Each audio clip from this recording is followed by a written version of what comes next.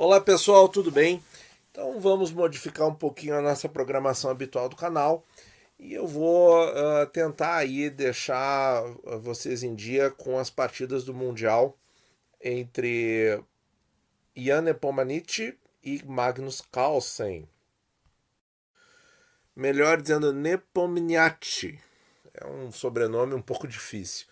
Tá? O desafiante começou de brancas, Carlsen de negras. E nós temos uma Ruy Lopes no tabuleiro, pessoal. Então E4, E5, cavalo F3, cavalo C6, bispo B5. E aqui o Carlsen joga A6. As linhas derivadas do A6 são as linhas Murphy, tá? Variante Murphy contra a berlinesa, né? O muro de Berlim, muro de pedra, né? O muro de Berlim, né? Que deu aí vários empates e o título de 2000 para o Kramnik, né? Não, o Carlsen não jogou Murphy. Ah, legal, hein? E aqui tem uma infinidade de linhas. Bispo A4, cavalo F6, roque. E aqui as brancas estão deixando as negras escolherem entre as variantes aberta ou fechada da Ruy Lopes. A variante aberta é com o cavalo E4, que não aconteceu. Um jogador famoso que jogava muito a aberta era Vitor Korchnoi. Carlsen preferiu bispo E7, linha fechada, torre E1, B5, bispo B3, roque. E aqui é um momento delicado. É um momento delicado. Por quê? Porque a linha tradicional aqui é C3. Lance muito, muito jogado por Karpov, por exemplo. Né? Nos anos 70, começo dos 80, quando ele jogava E4. Só que isso aqui permite o famoso contra-ataque, ou gambito Marshall na Ruy Lopes, que é uma linha extremamente agressiva e muito complicada de jogar de brancas no nível intermediário e no nível amador, certo? Porque as negras conseguem uma vantagem, uma dinâmica, né? Muito forte com essa posição aqui, em que as brancas praticamente não têm desenvolvimento na ala da dama e as negras estão com tudo aberto para jogar no flanco rei, certo? No nível alto, no nível assim mundial, né, dos melhores jogadores do mundo, várias dessas linhas levam a empates por cheque perpétuo, que são linhas muito complicadas, muito complicadas. E é um desprazer de jogar literalmente, né? Porque quem tá de. Opa, perdão. Daqui a pouco vem bispo D6, vem dama H4, vem bispo G4 ou bispo H3. É um caos, é muito ruim. Então você está jogando de brancas, com iniciativa, joga Ruy Lopes e tem que encarar um gambito Marshall e se defender e tá com todo o flanco dama completamente atrás. Não dá. Não dá certo. Por isso que nessa posição aqui, muitos jogadores abandonaram o C3, tá? Em virtude desse avanço para D5 em um único lance das negras. E aí tem as linhas anti-Marshall. Anti-Marshall. Uma muito famosa é a A4, certo? Que desequilibra aí o jogo para o flanco dama. Outra possibilidade é D4, direto no centro. E H3, que é o que foi escolhido pelo Jan Nepomniachtchi, tá? Nepomniachtchi. Então, H3 é uma linha anti-Marshall. E qual é a diferença? Como é que seria, certo? Se o Carlsen aqui jogou cavalo A5, ele foi para outro tipo de jogo completamente diferente. Mas as negras poderiam jogar D5 aqui? Não. Não, pessoal, porque já é conhecido, tá? Isso aqui eu retirei do banco de dados de abertura do Chessbase, tá? Olha só como é que segue. Segue as linhas tradicionais no Marshall, e aí vocês vão ver como o H3 impede muitos planos de contra-ataque das negras. E por D5, cavalo D5, cavalo E5, cavalo E5, torre E5, C6, D3, bispo D6, torre E1, bispo C7. Isso aqui é teoria, pessoal. Cavalo D2, dama D6, cavalo F1 protegendo o mate em H2, bispo B7, dama F3, torre de A para B8, dama G3, propondo troca, dama D7, atacou a dama G4, F5, dama G5, torre F6, pode vir torre G6, né? Bispo F4 para trocar os bispos, C5, bispo C7, dama C7, bispo D5, cavalo E3. E aí que tá o ponto, pessoal. No nível desses caras, certo? Isso aqui, eu como jogador armador, com certeza não teria a menor noção, certo? Mas como linha anti-Marshall, eu conhecia o A4, o D4 e o H3, certo? Mas o que acontece aqui? No nível mais alto, a verdade é, da posição, acabou aquele contra-ataque avassalador das negras e as brancas estão com um peão a mais no flanco dama. E aqui o jogo se decide. Aqui a vantagem é nítida e clara para as brancas, certo? Vantagem aí praticamente de 1 ponto.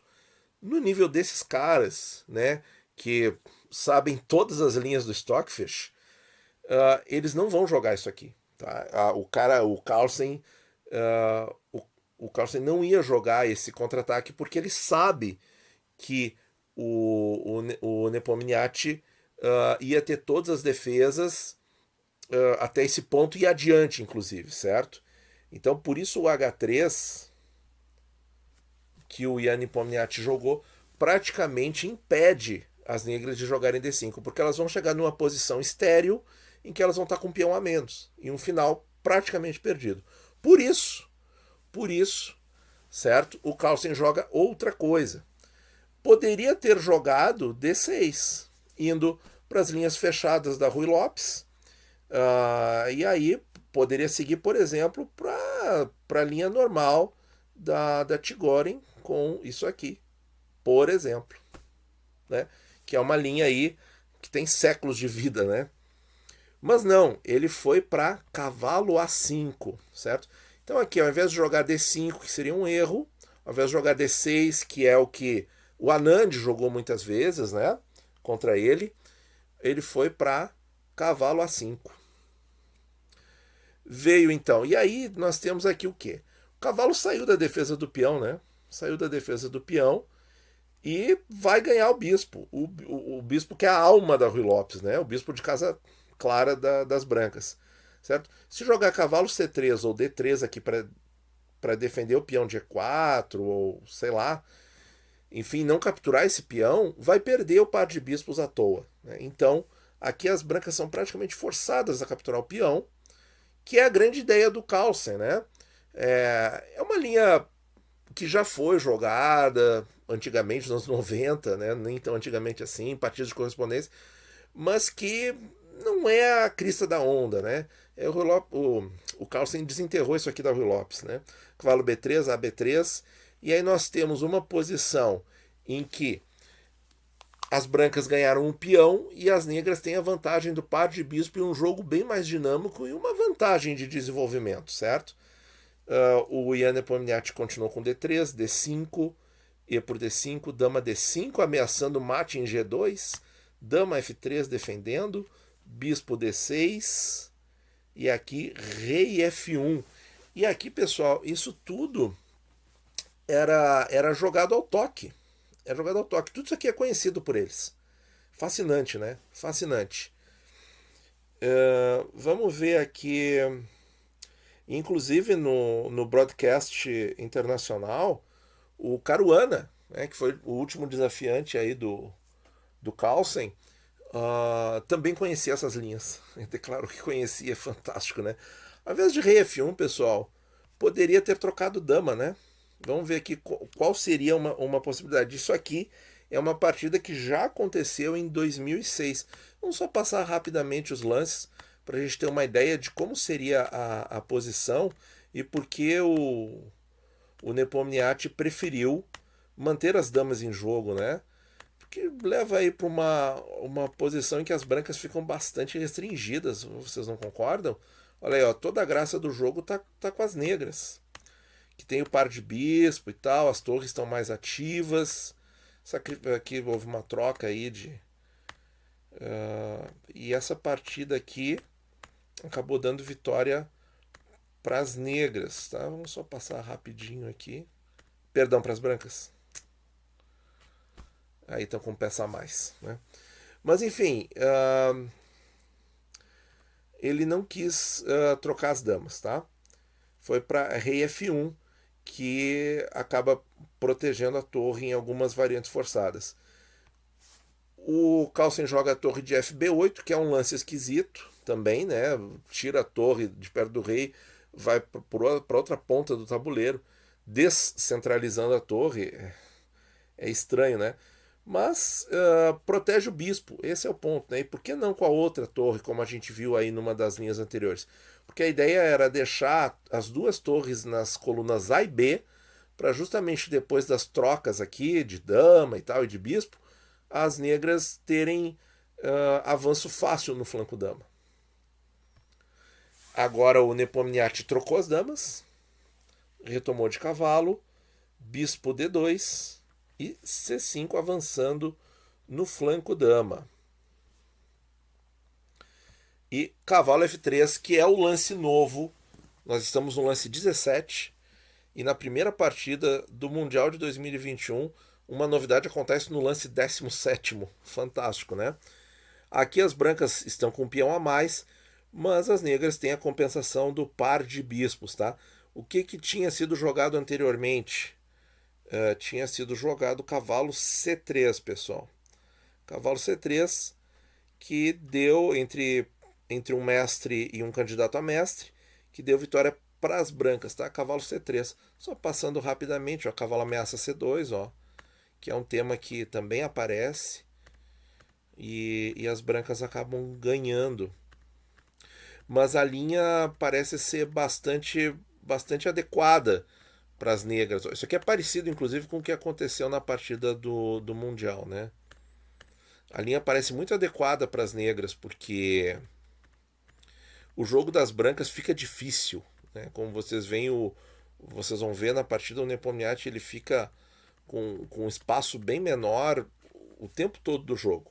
Bom, então só aqui para constar, ele jogou cavalo F3, torre D8, cavalo C3, cavalo B4 ameaçando o ponto C2, torre de F para C1, torre de A para C8, cavalo E2, cavalo C6, bispo E3, cavalo E7 e bispo F4 para tentar trocar o par de bispos. Tentar trocar o par de bispos. E aqui é a única vantagem, né? A única compensação que as negras têm. Vejam que a troca de peões, né, D5 por E4, deixou esse centro aberto.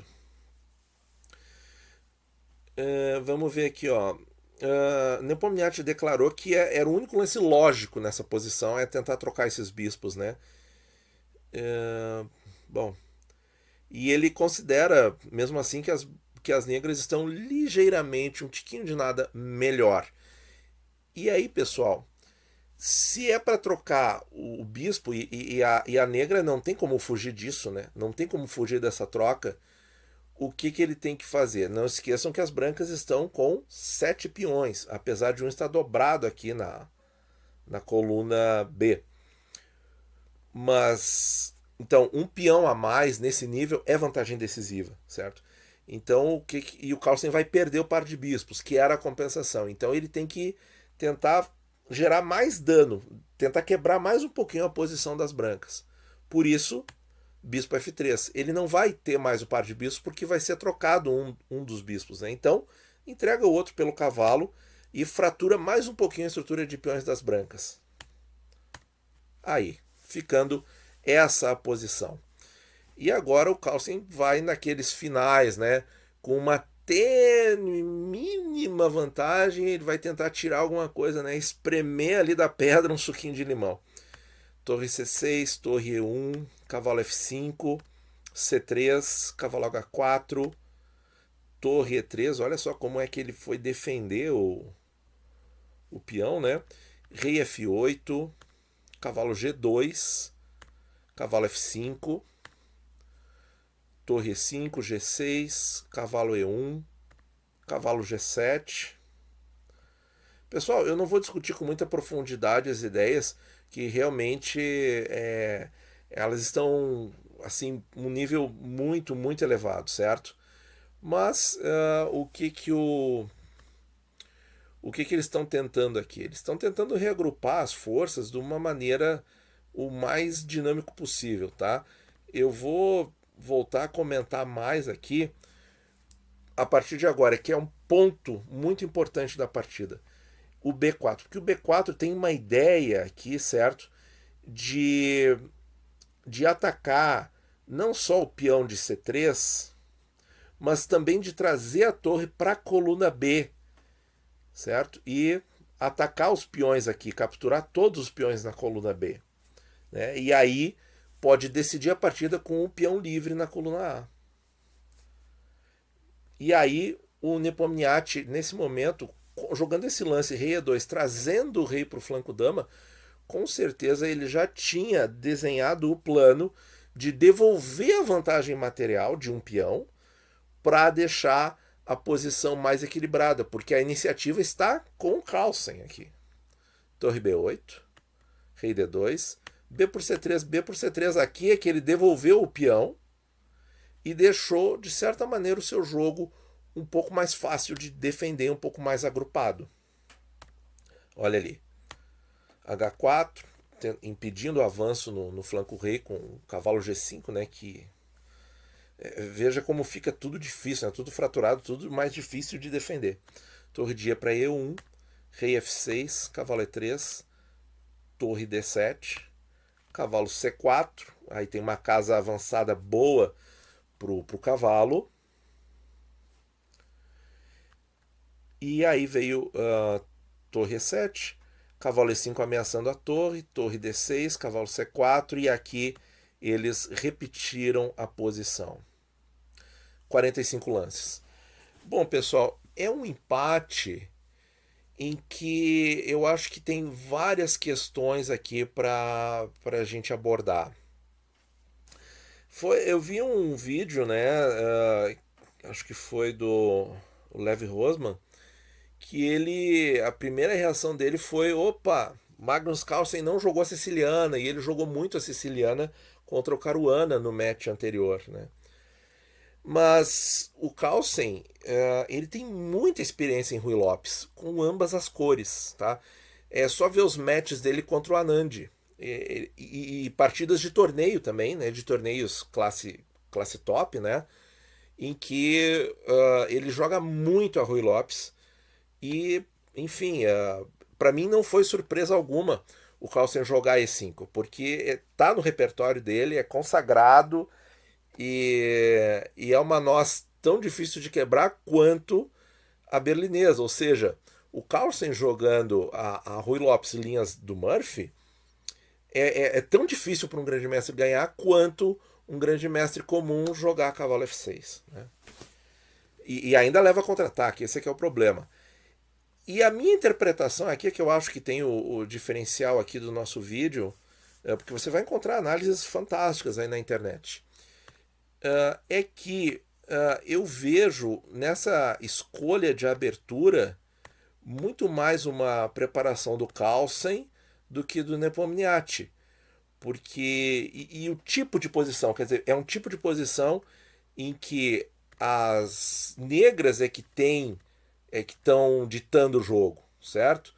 E as brancas estão encolhidas, sempre tentando defender uma coisa tática, uma entrada aqui, uma entrada ali, tem sempre que ficar de olho, acabam com a estrutura fraturada de peões, que é difícil de defender. Então eu vejo essa primeira partida como uma vitória psicológica do Carlsen. Vitória psicológica do Carlsen. A ponto de, na imprensa internacional, outros grandes mestres comentarem que não vai mais ter 4 e 5 nesse match, que o Ian Nepomniachtchi, e se toda a preparação do Ian Nepomniachtchi foi Rui Lopes, e aí, pessoal, e ele vai jogar outra coisa, ele vai abandonar a abertura de peão rei? É complicado, pessoal, é complicado, certo?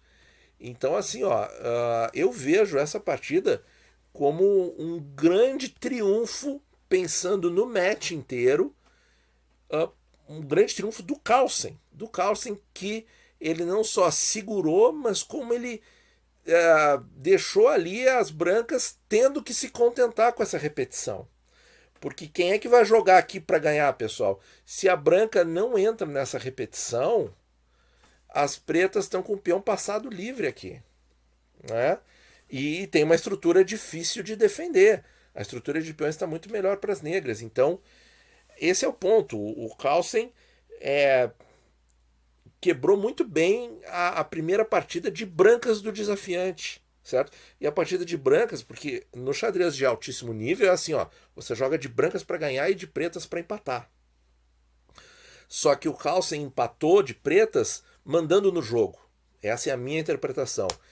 Então, pessoal, vai ter partida muito interessante aí. Será que o desafiante vai abrir mão da sua preparação teórica e não vai mais jogar E4? É uma bela pergunta, hein? Muito obrigado por ouvir e bons jogos a todos.